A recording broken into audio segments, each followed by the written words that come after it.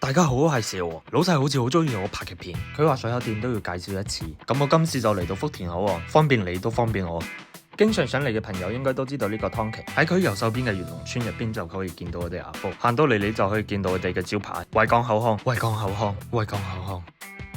或者你都可以從呢個福田口岸商業廣場嘅大門入嚟，入去直行50米，你就可以見到我哋鋪頭。我哋需要提前預約，過嚟之後通常唔使等，等嘅話通常都唔會太耐。其實除咗普通話，我哋仲識講白話、英文、潮汕話、客家話，有啲同事仲識講泰文、日文。成個環境乾淨企理，每日都會按照衛生標準消毒。咁呢間店有1、2、3、4、5、6、7、8、9、10、10個診療室，規模都算大，設備齊全。落馬洲福田口岸出關行過嚟就5分鐘。我拍完呢條片就可以提前收工翻屋企，所以一開始我係講方便你都方便我，所以我依家帶大家睇下診療室嘅環境。睇完之後，我想介紹下我哋嘅醫生。不過今日接觸到4位醫生，呢個係我哋黃醫生 ，EQ 非常高，我洗牙剝智慧齒都係揾佢。呢個係我哋余醫生，老實講真係好靚仔，不過都係爭我少少，又勤力又有耐性，好多姐姐指定佢睇下。呢個係我哋孫醫生，碩士牙醫，杜華根做得非常好，佢就係細嗰陣成日俾阿媽攞嚟比較嘅小朋友，就連我揾佢拍片嘅時候，佢都喺度讀書。呢個係我哋苗醫生，就嚟同我阿爸一個年紀，做咗就嚟快20年牙醫，種牙做得非常好。我聽講有好多牙醫朋友喺種牙方面有問題，都會請教佢。